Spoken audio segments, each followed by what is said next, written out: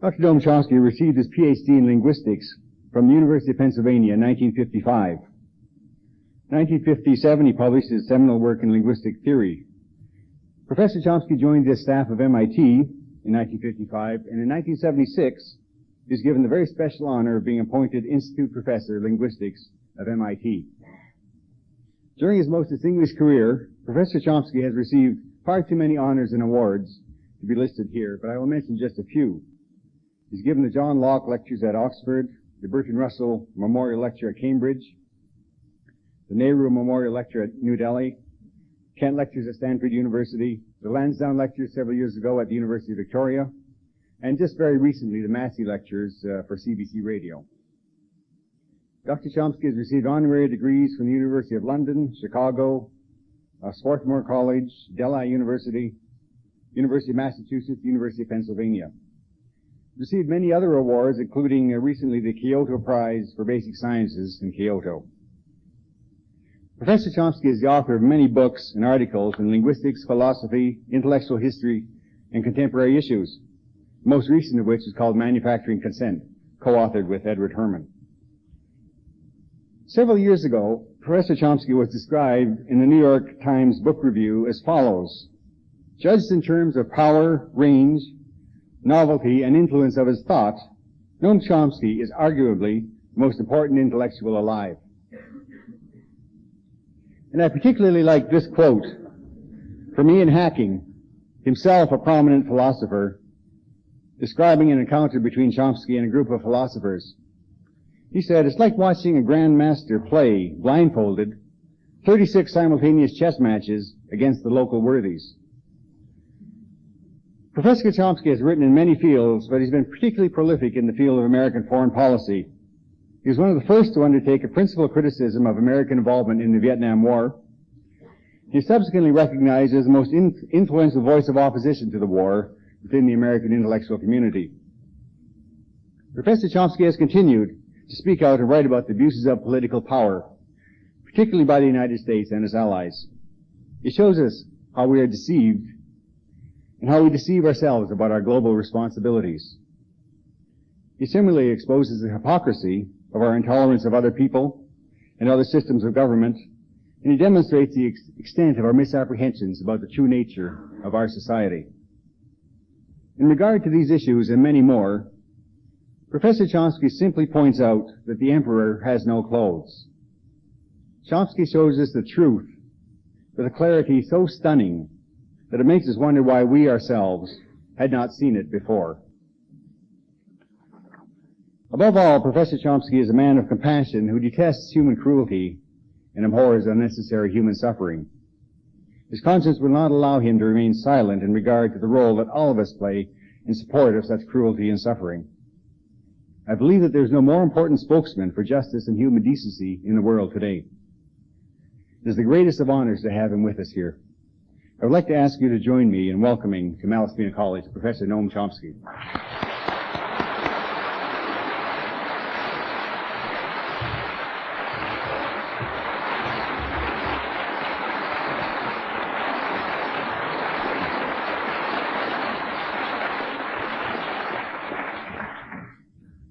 I gather there are some people out behind that blackness there, but if I don't look you in the eye, it's because I don't see you. All I see is the blackness. Perhaps I ought to begin by reporting something that's never read. The line that Dr. Balzow read about the arguably the most important intellectual in the world and so on comes from a publisher's blurb, and you also always got to watch those things, because if you go back to the original, you'll find that that sentence is actually there. This is in the New York Times. But the next sentence is, since that's the case, how can he write such terrible things about American foreign policy? And they never quote that part. But in fact, if it wasn't for that second sentence, I would begin to think that I'm doing something wrong. And I'm not joking about that. It's true that the emperor doesn't have any clothes, but the emperor doesn't like to be told it. And the emperor's lapdogs, like the New York Times, are not going to enjoy the experience if you do. Anyhow, that was the second sentence. It wasn't read. Well, turning to the topic, what I want to do is to explore why the United States, why the title of this talk is accurate. I think it is accurate. The United States versus the Third World, and what the roots are of that antagonism. I think the antagonism is very profound, and I think it's going to continue. I think it's worth understanding. I could have given a title like Canada versus the Third World, and I think that would also be true, but less significant, because Canada is just less powerful and less important. But the principle is not very different. The United States is the most powerful state in the world by far, so its antagonism to the Third World is the greatest by far. These interactions between the United States and what we now call the Third World go back to the origins of the Republic, which had broad imperial aspirations, including, incidentally, the rescue of Canada from the Papists and domination of all of Latin America. Now, that goes back to the 18th century. The World War II, however, was a major transition. It led to a substantial shift in the power relations in the world. During World War II, the industrial rivals of the United States were severely damaged or destroyed. The World War was extremely healthy for the U.S. economy. Industrial production more than tripled. Long before that, in fact, by the turn of the century, the United States had been the world's major industrial power, though it had been a secondary actor on the international scene. But now things were radically different. In fact, the United States emerged from the Second World War in a position with absolutely no historical parallel. The United States had literally 50% of the world's wealth. It had a position of security that, again, had no historical parallel. It had overwhelming military power and leadership elements, which basically means corporate elite and political top planners, usually drawn from the same circles. They understood all of this, and they were planning to keep things that way. During the war, there were elaborate plans laid. The United States is a very open society, and we have extensive records of the corporate and state managers as they designed a world order that would conform to the interests that they represented. Years later, a high-level corporate commission described the United States as the hegemonic power in a system of world order. And that's accurate. That's what they were planning to develop, and that's what they did develop. Now, the extensive documentary evidence that we have provides us with a great deal of insight into the nature of the world order that U.S. elites intended to create, and that to a large extent they did create, and the basis for the deep conflict between the United States and Third World nationalism and Third World independence, which derives directly from these plans and their subsequent execution. During the war, during the Second World War, U.S. planners, I'm actually quoting from documentary record of the top-level State Department planners and the Council for Foreign Relations. Council for Foreign Relations is sort of the main corporate input, kind of liberal internationalist corporate input into the policy planning system. And they had joined, the State Department and the Council had extensive study groups during the Second World War to plan the future world. The planners developed the concept of what they called a grand area. A grand area was understood to be a region, I'm quoting, strategically necessary for world control. It was to be subordinated to the needs of the U.S. economy. That means to the people who dominate and run the U.S. economy. Now, in the early stages of the war, the early 40s, when it was thought that Germany might remain viable, Japan nobody ever took seriously, but it was assumed that Germany might maintain a German-run world. The grand area during this period was conceived as a U.S.-led non-German bloc. There was a sense that that's the way the war might stabilize. What would the U.S. non-German bloc be, that grand area? Well, it was to include the Western Hemisphere, the Far East, and the former British Empire, which was to be dismantled along with other regional systems and incorporated within the U.S.-run global system. That was the minimum. The maximum for the grand area was, of course, that it be the whole world. Now, by 1943, it was clear that Germany was not going to hold out, and the assumption was that the grand area ought to be extended to the entire world system. Well, regional systems of other powers, like the British Empire, crucially, were to be dismantled, but the United States, meanwhile, was expanding its own regional systems in Latin America and in the Pacific, and the principle underlying this was expressed by Abe Fortas, who's long been a top figure in government, way into the Johnson administration. The principle that when he explained why we had a right to do this, it was that these steps were justified as part of our obligation to the security of the world. What was good for us was good for the world. Now, British officials were naturally less than pleased.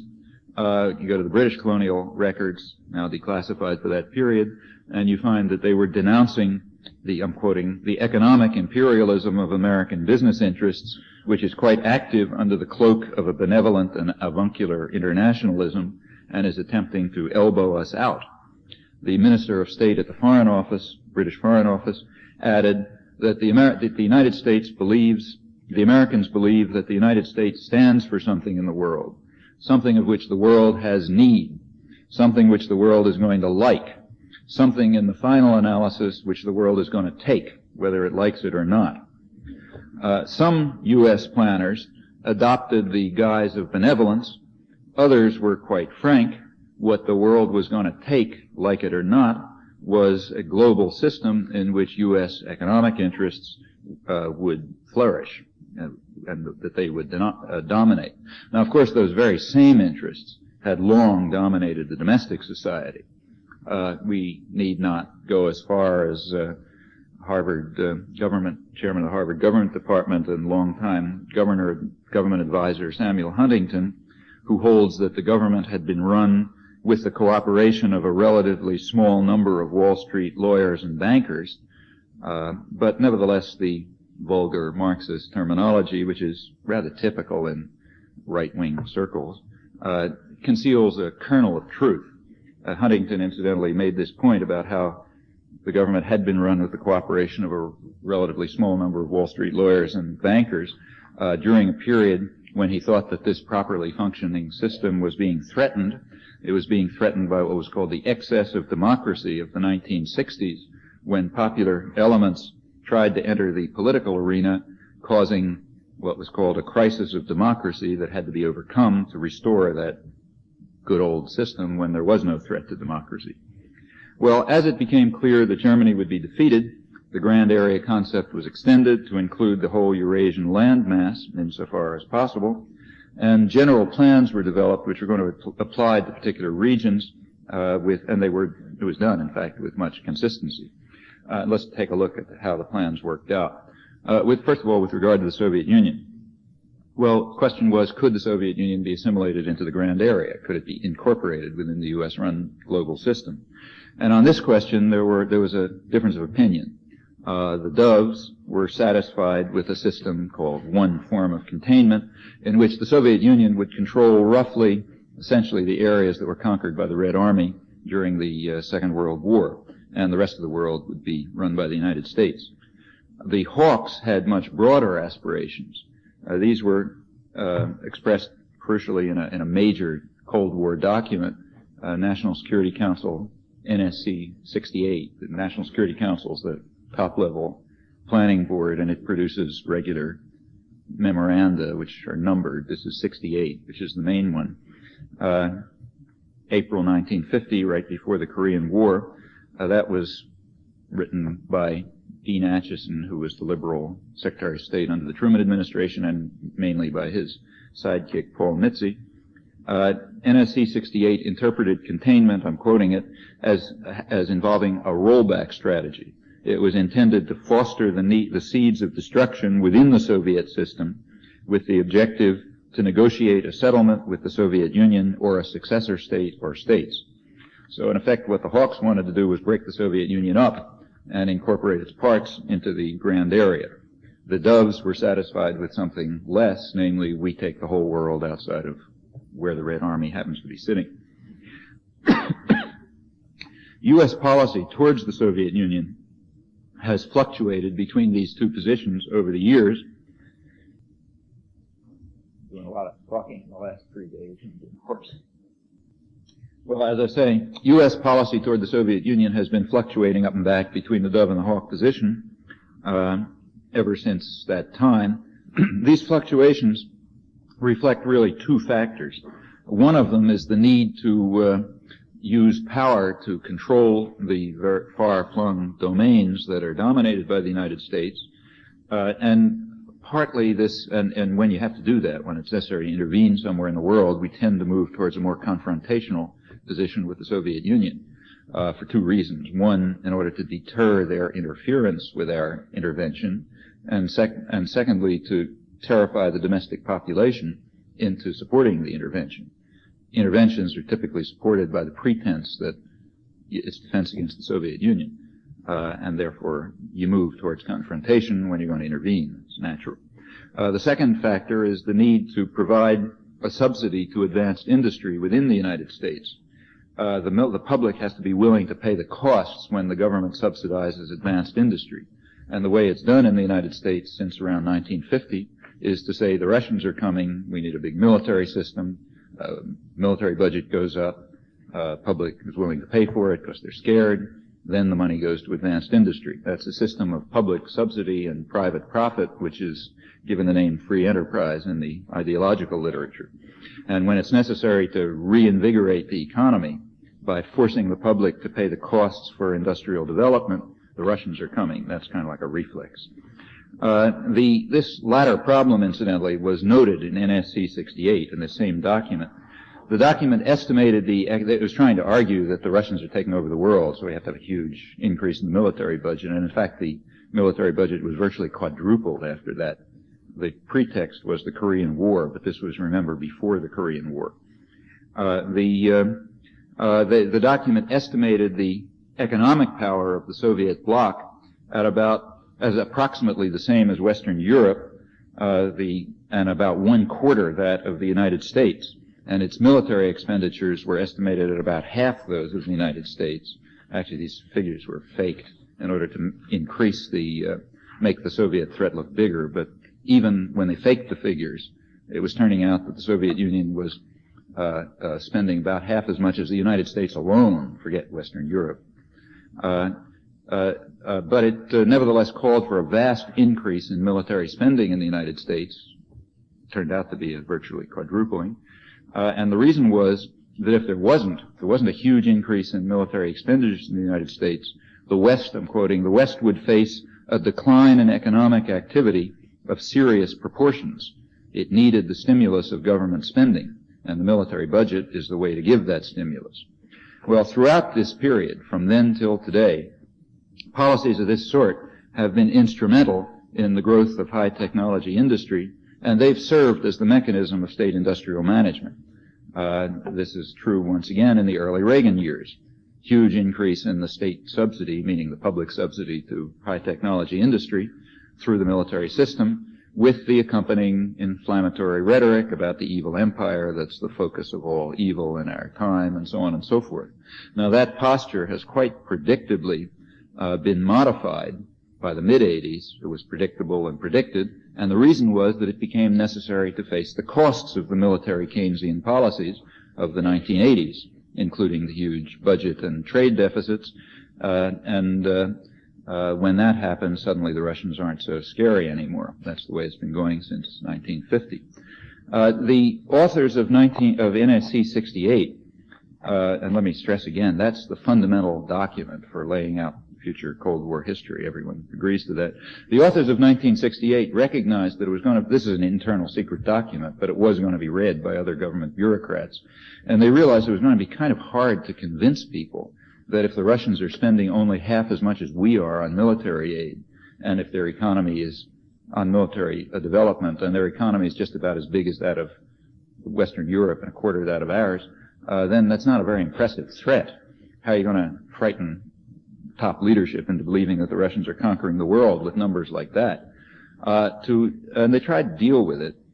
What they pointed out was that the Soviet Union is a relatively underdeveloped society, and therefore, as they put it, the Soviet Union can do more with less.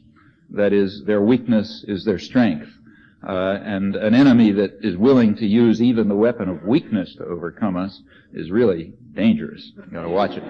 That's basically the argument. Incidentally, that argument has been maintained ever since then, and it is now being reinvigorated today. Fear of Soviet weakness has been about as intense as concerns over the awesome Soviet power. There's a good reason for that.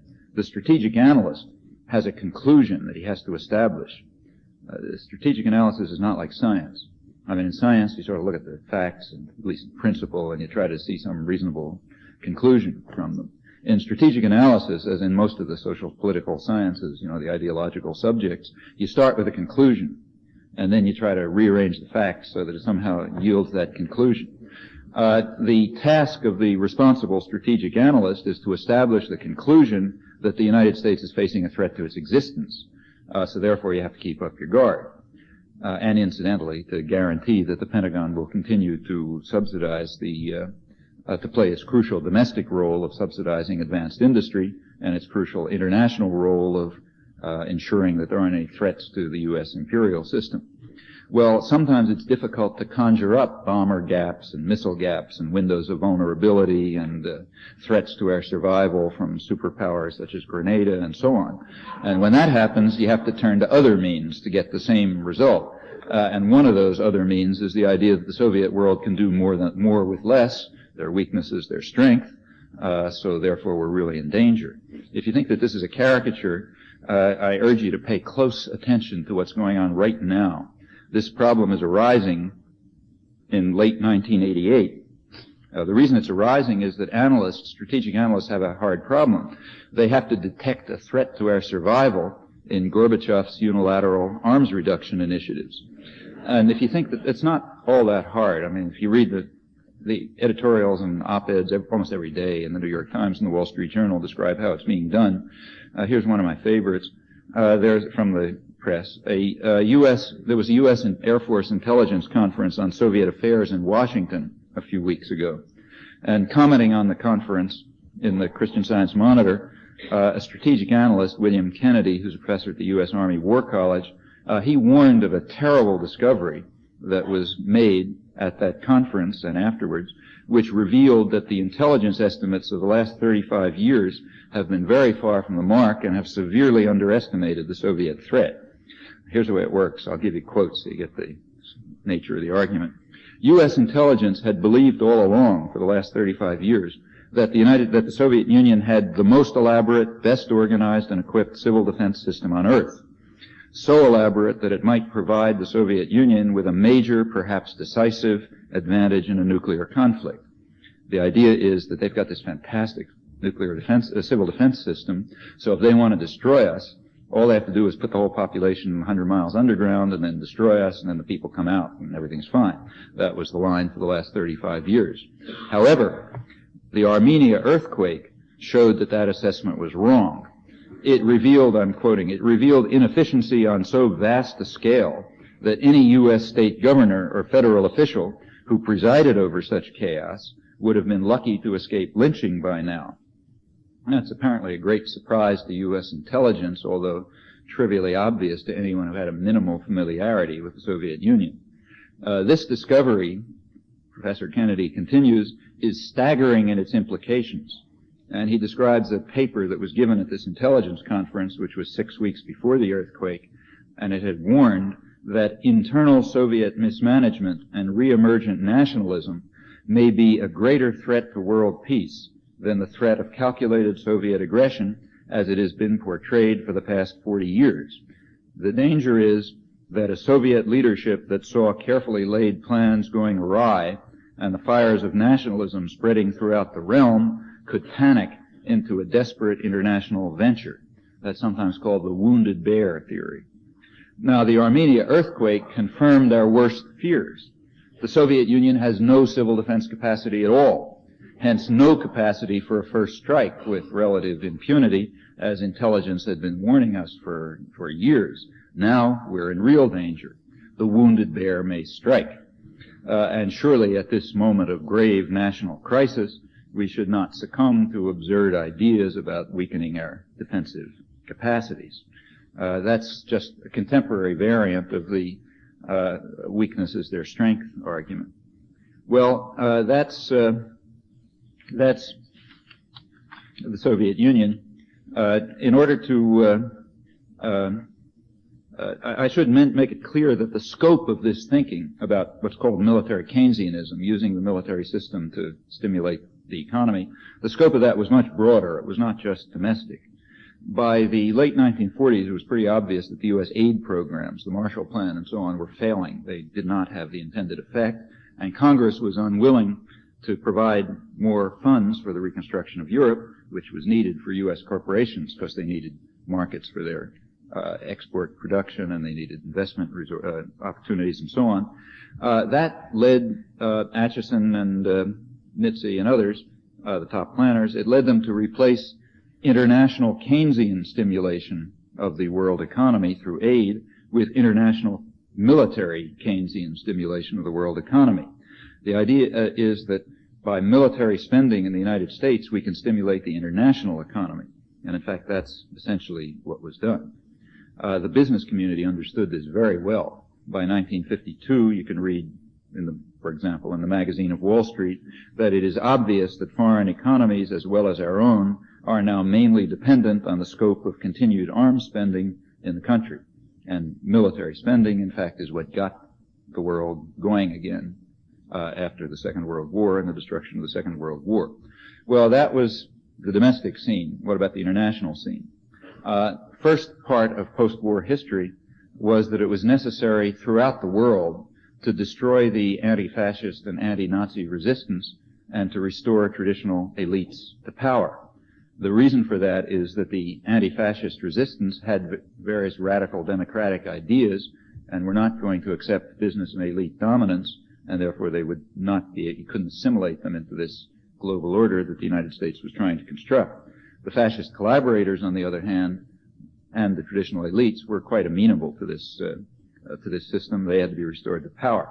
That was done in varying ways, sometimes with plenty of bloodshed, sometimes with softer measures like withholding desperately needed food and subverting elections and so on. But it was done. In fact, it was done throughout the world and very successfully.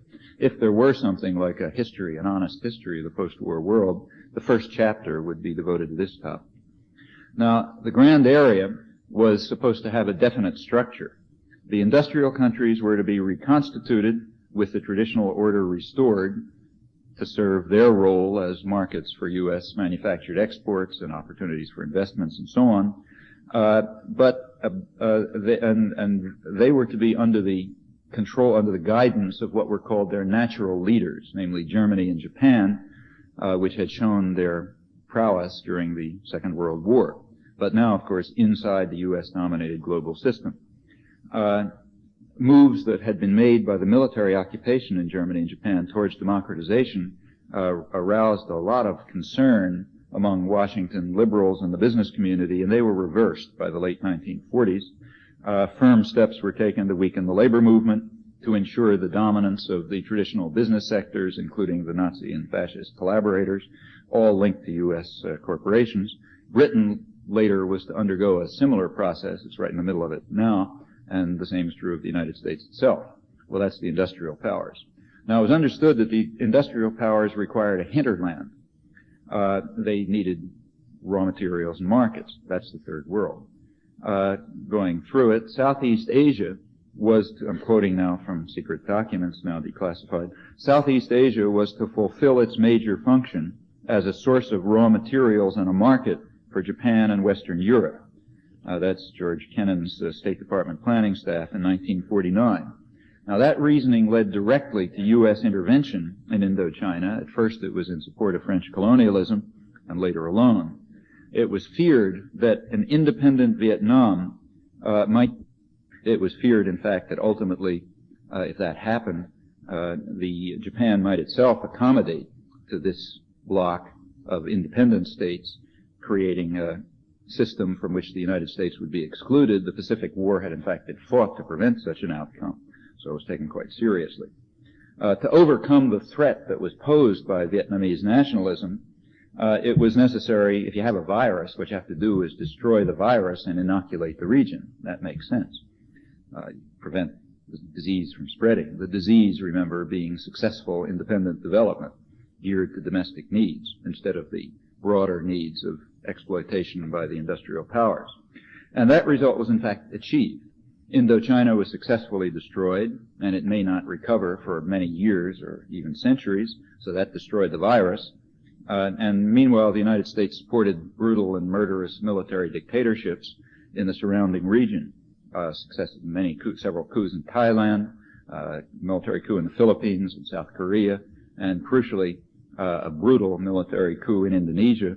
Indonesia was the country they were most worried about because of all its resources.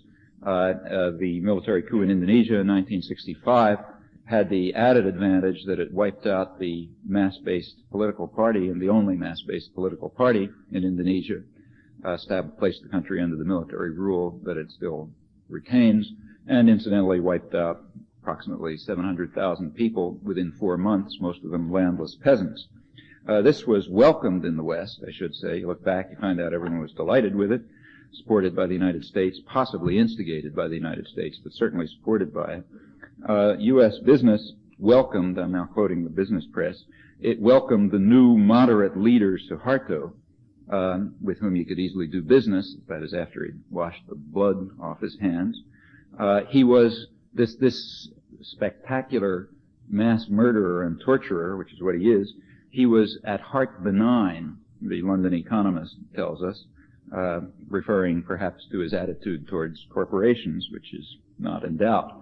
McGeorge Bundy, who was the National Security Advisor of President Johnson, recently pointed out that it was probably a tactical error to go on with the Vietnam War, which ended up being costly to the United States, after the point at which the Indonesian coup took place.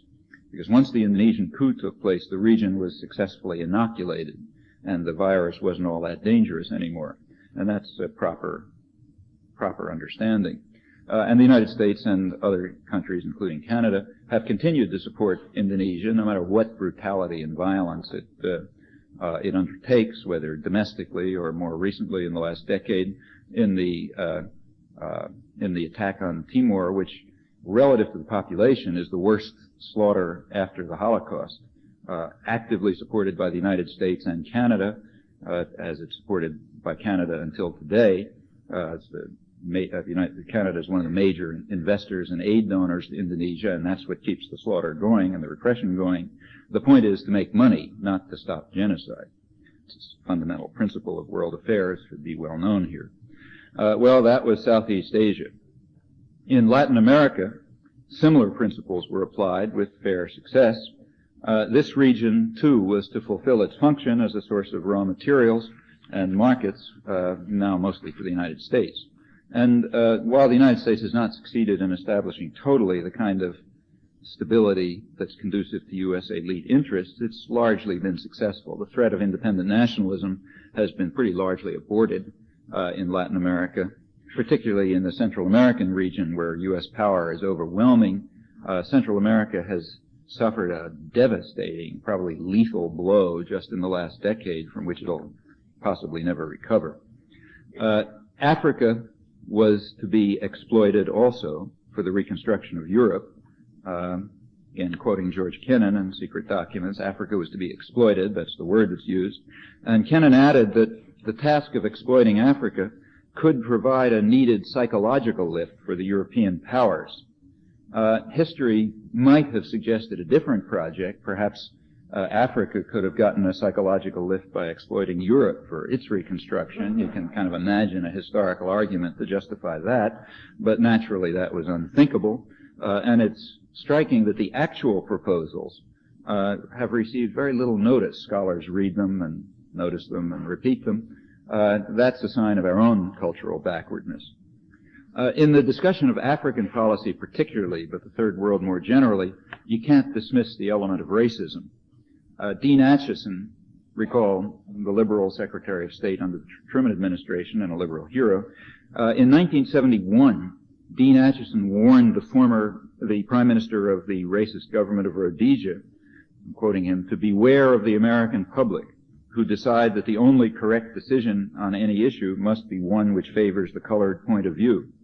He urged that Rhodesia not get led down the garden path by any of our constitutional cliches, equal protection of the laws, etc., which have caused us so much trouble. This is 1971. He'd already seen the trouble with the civil rights movement and all that business. Acheson was particularly disturbed by the Supreme Court's use of what he called vague constitutional provisions, which hastened racial equality and has invaded the political field by the one-man, one-vote doctrine, which made Negroes impatient for still more rapid progress and led to the newly popular techniques of demonstration and violence. Idea is that it was the civil rights demonstrators who were carrying out the violence. Roger Morris, who was a high State Department official under the Nixon administration, in his memoirs, he writes of what he calls the pall of racism hovering over African affairs under the Nixon administration, and in fact over the most basic public issues, foreign and domestic. As one example, he mentions President Nixon's request to his advisor Henry Kissinger to assure that his first presidential message to Congress on foreign policy have, quote, something in it for the jigs. That, he said, Morris said, elicited the usual respectful yes from Kissinger. He also mentions Kissinger's disbelief that the Igbos, who were described as more gifted and accomplished than other Nigerians, could also be more Negroid. And he mentions Alexander Haig's quietly pretending to beat drums on the table as African affairs were brought up at National Security Council staff meetings. Racism also shows up elsewhere in the world, but not surprisingly, it's most striking in connection with African affairs. In the Middle East, the major concern was the incomparable energy reserves of the region, primarily in the Arabian Peninsula. These were to be incorporated in the Grand Area under U.S. control. Now, that required displacement of traditional French and British interests to preserve in U.S. hands what the State Department described as a stupendous source of strategic power and one of the greatest material prizes in world history. President Eisenhower later described Middle East oil as the Middle East as the most strategically important area in the world. The State Department described Saudi Arabian oil as probably the richest economic prize in the world in the field of foreign investment. The U.S. corporations took it over and dominated oil production, and that remains the case until today. The United States, incidentally, did not need the oil for itself. Rather, the problem was to control the world system, in particular to control Europe and Japan, which were heavily reliant on these supplies of energy, and you had to ensure that they remained docile clients. U.S. planners did not regard the Japanese as potential competitors. Nobody assumed that they would ever do any more than produce trinkets, as some of the planners pointed out. However, some of them, and again George Kennan, were farsighted enough to foresee that there might be problems long in the distance. Kennan observed in 1949, I'm quoting, that U.S. control over Japanese oil imports would help ensure veto power on what she does in the military and industrial field. In other words, if we control their energy supplies, we got a stranglehold in case they get too big for their britches, which was not anticipated, but who knows. And that advice was followed. As late as the mid-70s, Japan was controlling only about 10% of its own oil supplies. A leading policy imperative throughout this whole period, it's repeated in document after document, was to block indigenous nationalist regimes which respond to the pressures of their own population for improving low living standards and diversifying production. Problem is, if they do that, they're not paying attention to the overriding priority, namely the needs of American corporations and other investors. The interventions over the years, from the late 1940s up until today, have almost invariably been directed against regimes which were regarded as failing this criterion. They were regarded as being nationalist regimes responsive to domestic needs, and therefore they had to be overthrown. The first such example, and the model for later ones, was in Greece in the late 1940s, and there the concern was that the rot of independent nationalism might infect the whole Middle East. Greece was regarded as an outpost of U.S. power protecting Middle East oil resources. A CIA study in 1947, one of its earliest, held that if the rebels in Greece were victorious, the United States would face the possible loss of the petroleum resources of the Middle East. Not that anybody else was going to conquer them, It's just that their own people might take them over. That's always the threat. They fabricated a Soviet threat in the usual manner, but nobody took it seriously. The real danger was indigenous nationalism and the feared demonstration effects elsewhere. In putting down the Greek insurgency, about 160,000 people were killed, another 60,000 were exiled, about another 60,000 were dispatched to prison camps where they were tortured and executed. The worker and peasant-based anti-Nazi resistance was destroyed, often in favor of Nazi collaborators. The labor movement was demolished, even mild socialists were purged, and the conservative old order was restored. In fact, Greece has yet to recover. Similar factors led to the CIA coup in 1953 that restored the Shah in Iran. That overthrew a conservative nationalist regime, which was making moves towards taking over its own resources. And incidentally, that same operation displaced the British from their monopoly over Iranian oil production. Later, Nasser in Egypt became an enemy for similar reasons, and today Khomeini is perceived as posing another such threat in Iran. In the case of both Nasser and Khomeini, the prime concern has been that the virus of radical nationalism, meaning nationalist forces not under U.S. control, might spread to the major oil-producing regions of the Middle East, Saudi Arabia in particular. Now notice that Saudi Arabian elites are considered quite appropriate partners. They don't bother us. And the reason is they're regarded as guys from the Harvard Business School who happen to be wearing keffiyehs. It's assumed that they will manage their resources in conformity to basic U.S. interests, and furthermore they'll assist U.S. operations in the third world as they do, intervention and so on. They're part of the network, complicated network of mercenary states that the United States has set up to carry out its dirty work in the third world. Bits and pieces of that were exposed in the Iran-Contra hearings, but it's a big story. Rhetoric aside, the real threat throughout is independent nationalism, described as a virus that might infect other regions, sometimes a rotten apple that might contaminate the region and beyond. It's not conquest that's feared. There may be some nitwits and madmen who think that it's conquest, but in general, it's the demonstration effect that's feared. So take, say, Henry Kissinger. At the time of the Allende government in Chile, which the United States was trying to overthrow, a democratic socialist government, Kissinger warned that the Allende government was a virus which might infect countries as far away as Italy.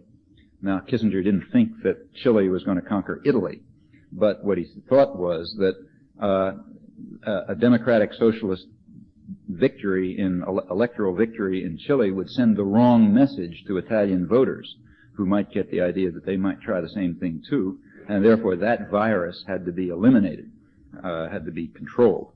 And that's typical. Exactly the same reasoning holds throughout the post-war period. This includes the extraordinary efforts to drive Nicaragua into total ruin by terror and economic warfare, even sadistic refusal of aid after the natural catastrophe in October. The elite consensus shows how deeply these imperatives are felt. They're felt in Canada, too. Canada has taken part in the sadistic refusal to send more than a token of aid after a huge disaster, the effects of which have yet to be fully felt, and which are welcomed in the West because it's going to take care of this virus by maximizing suffering and starvation and so on. Subsequent developments in the Middle East keep to the same pattern. This includes the developing relations with Israel through the 60s and particularly the 70s as what is called a strategic asset and a mercenary state linked to South Africa and Taiwan and others in this whole international network that the United States has. That's the main reason for the U.S. rejection of what has been a broad international consensus in favor of a political settlement of the Arab-Israeli conflict, feasible for many years, always blocked by the United States, still blocked. Talk about that if you like. It's also the reason for the sale of U.S. arms to Iran in the early 1980s, to mention something crucial that was kind of censored out of the Iran-Contra hearings, but is well known. Starting in the early 1980s, the United States was sending arms to Iran via Israel, because that's the obvious, they had the closest contacts. And as high-level Israeli sources reported way back then in the early 80s, that was done in order to encourage a military coup that would restore the Israel-Iran-Saudi Arabia alliance on which U.S. policy had been based in the early 1970s. If you want to overthrow a civilian government, very commonly the way you do it is to send them arms. It sounds contradictory on the surface, but if you think about it, it isn't. What you do is you send them arms. That's the way you establish relations with elements in the military who'll overthrow the government for you. That's in fact what lay behind the Suharto coup in Indonesia in 1965. The United States had been attempting to overthrow the independent conservative government there, and the whole time it was sending arms to the military, who did their job finally, carried out the mass slaughter, imposed military rule, and so on. Same thing happened in Chile. We were trying to overthrow the Allende government. The United States was sending them arms throughout, and it finally worked with the Pinochet coup. And the same thing was tried, and the same thing worked in Brazil. There are many other cases, and that's apparently just what they were trying to do in Iran. That seems to be the real story of the Iran-Contra hearings, in my view. Well, with regard to the Third World generally, let me stress again that the basic principle was that the United States must bar nationalistic regimes that, I'm quoting now, that respond to demands from the masses of the population for improvement in their low living standards and for diversification of production for domestic needs. Those phrases are repeated in document after document at the highest level of planning. Same documents explain that the United States must encourage a political and economic climate conducive to private investment of both foreign and domestic capital. It must impose export-oriented production. It must, as it's put, protect our resources. They're always referred to as our resources, which happen to be in their lands. The general framework of world order was to be a kind of state-guided liberal internationalism, plenty of state intervention when it's needed, in which it was assumed that U.S. corporations would flourish and in which they would prevail. That was quite a reasonable assumption, and it was fulfilled for a great many years. The point is, what this reasoning demonstrates, if you think it through, is that the conflict between the United States and Third World nationalism and hopes for independent development is quite profound. It's deeply rooted in the structure of the world system, and it's not going to change very quickly. Now, that kind of conflict has many direct consequences. One of them is the repeated military coups. When the United States has to support a state like Indonesia, or Canada in this case, a brutal, murderous military regime, also carrying out aggression with mass murder, when the United States has to do that, it's for these reasons. It's not that the United States doesn't care about Timor. They couldn't care less whether it exists or not. What they care about is Indonesia. And if Indonesia wants to carry out mass slaughter there, that's fine for the United States and Canada, because we don't care. So they'll carry out mass slaughter. We just want them to be able to, we want to be able to exploit their resources. As long as that's okay, we'll back them in the slaughter. And the same is true, for example, in Central America. The death squad democracies, as we call them democracies, the terror states of Central America that have slaughtered maybe 150,000 people in the last 7 or 8 years, they're fine because they meet our conditions. They're not trying to carry out independent development responsive to the needs of their own population. On the contrary, they have adequate respect for the needs of U.S. investors, so they're quite okay. And the same is true throughout. Generally, it was recognized early on, back in the early 50s, that in order to pursue these policies, the United States was going to have to link up with the military forces in the countries of the Third World.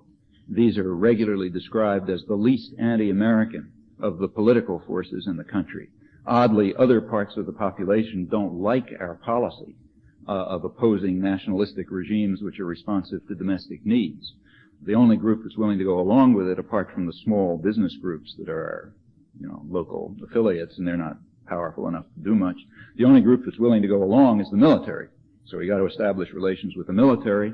If whenever indigenous nationalism gets out of hand, you count on the local military to suppress it. If that doesn't work, you use U.S. force directly. That's basically the history of the U.S. relation to the Third World over a long period. In the case of Latin America, all of this was intensified by a crucial decision of the Kennedy administration, a really historic decision. In 1962, the Kennedy administration effectively shifted the mission of the Latin American military from hemispheric defense, which was a residue of the Second World War, to what was called internal security. Now, internal security is just a euphemism for war against your own population. And that decision, the United States is powerful enough to make that decision. That decision led to the spread to a series of military coups in Latin America, which established literal, what were called national security states, literally on the Nazi model, closest thing in the modern world to Nazi Germany, in Brazil and Uruguay, later in Argentina and Chile and so on, all supported by the United States, often using its network of mercenary states, and all following from the decision to shift the mission of the Latin American military towards exactly that task, internal security. Central America in the last decade is another graphic example of that.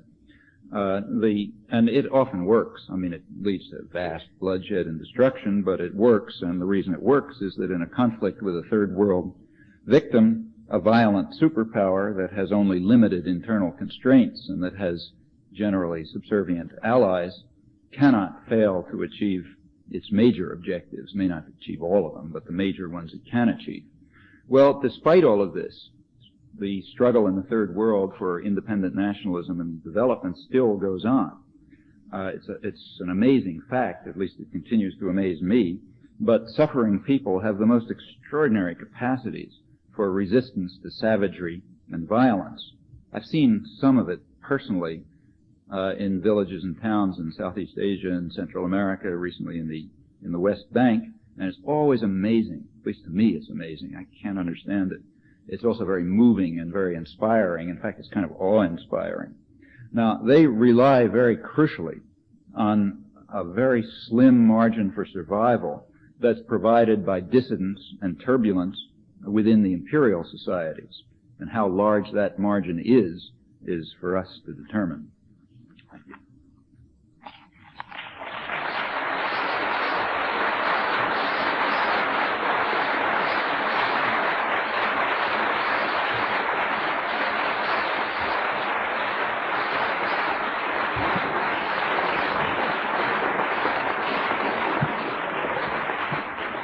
Professor Chomsky will take questions now until 2:25. There are two microphones in the audience, and if you'd like to line up at the microphones and alternate between the two for the questions. Is it possible for the lights to get a little brighter so I can see somebody out there? It's not possible, forget it. But, oh, that's better. Okay.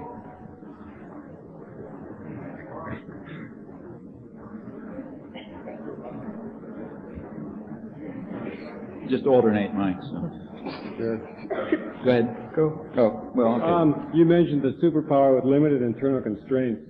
Meaning America, I was wondering if you could explore what you mean by limited internal constraints, and then define some unlimited constraints and beyond even the notion of constraints. Thank you. Well, let's take, you mean about the United States. Actually, the same holds with Canada, but let me talk about the United States, which I know better. Right. Okay, so what can the United States, well, let's take a look at what has been done. So take the Vietnam War, say. What actually happened in the Vietnam War?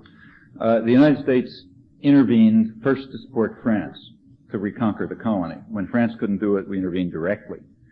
In the late 1950s, the United States established a typical Latin American-style terror state in South Vietnam. That terror state had killed about 70,000 people by 1960. That was before there was anything to do with communists or anything. The United States blocked the elections that were going to unify the country because it was just assumed that the wrong side was going to win. The United States subverted the only elections in the history of Laos, which took place in 1958 because the wrong side did win. By the early 1960s, the United States was intervening to block the possibility of political settlement that was sought on all sides. Even the Saigon generals were trying to get a political settlement. Everybody saw a horrendous war coming, and nobody wanted it except the United States. Nobody.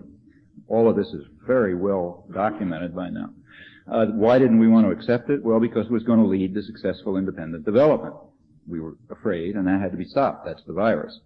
In 1962, the United States attacked South Vietnam directly. That's not the way it's described, but that's because we have intellectual, educated classes which are very impressively disciplined, and they're capable of not seeing what's before their eyes.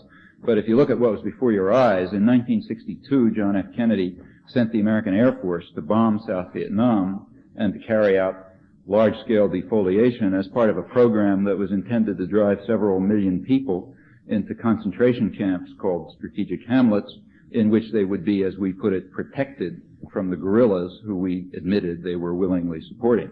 Now that's what we call aggression or an attack if some other country does it, and same word applies here. So Kennedy administration attacked South Vietnam in '62.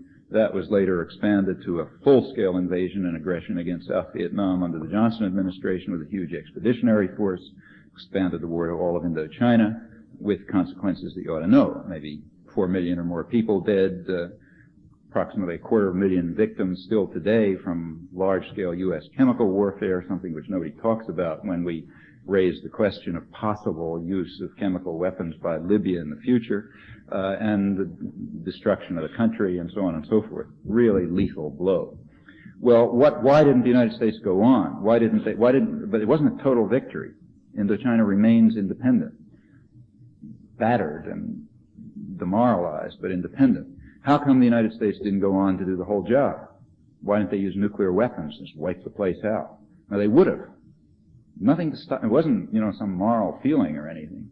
They would have done it, except by the late 1960s, it was becoming difficult for internal reasons. A popular movement began to develop. Now, and the dynamics of what happened are kind of interesting. Popular dissidents began to develop around 1965, the movement of the 60s, the peace movement and demonstrations and resistance and all that kind of stuff. As a result, the Johnson administration was never able to declare a national mobilization. That's a very important fact. When a government declares a true national mobilization, turns itself into a totalitarian state, it's very effective. That's really good for the economy. Fascist totalitarian states tend to work very well. The United States during the Second World War, I mentioned earlier, virtually quadrupled its industrial production. The reason is we became fascist. It was voluntary fascism. Everybody was willing to do it because they wanted to win the war. But the structure was almost completely totalitarian, and that works very efficiently. It's one of the reasons Japan is so efficient. Just as Nazi Germany was efficient, incidentally.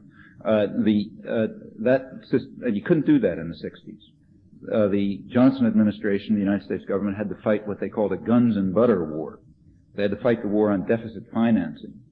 And the reason was they were just afraid of their own population by that time. And they knew the population wasn't going to agree, so you have to kind of buy them off. Well, that led to economic problems, severe economic problems. The Vietnam War became very costly to the United States. On the other hand, because, big war, you couldn't declare a national mobilization. You're fighting it on borrowed money. You get inflation and stagnation and so on and so forth. Meanwhile, the U.S. rivals, the main United States rivals are not Russia, that's rhetoric. The main U.S. rivals are the other industrial countries, and they were benefiting from the war. Canada, for example, became the leading per capita war exporter in the world, enriching itself on the destruction of Indochina, while Canadians were deploring the immorality of the Americans carrying out the war. And the same was going on elsewhere. Japan, for example, became a major competitor mainly because of the war. It was enriching it. Japan was producing everything from guns to plastic body bags to ship back American soldiers, and they're making plenty of money on it, big pile. And the same, South Korea began its industrial development. It got a huge shot in the arm from 300,000 mercenaries that were fighting for the Americans there, which brought back a lot of money, and so on. The position of the United States relative to its industrial rivals was deteriorating. By around 1968, after the Tet Offensive, which showed it was going to be a long war, U.S. elites decided it wasn't worth it. And they decided to liquidate the enterprise. You're a businessman, some things don't work, you call it off. And then came a couple of years in which they sort of figured out how to get out.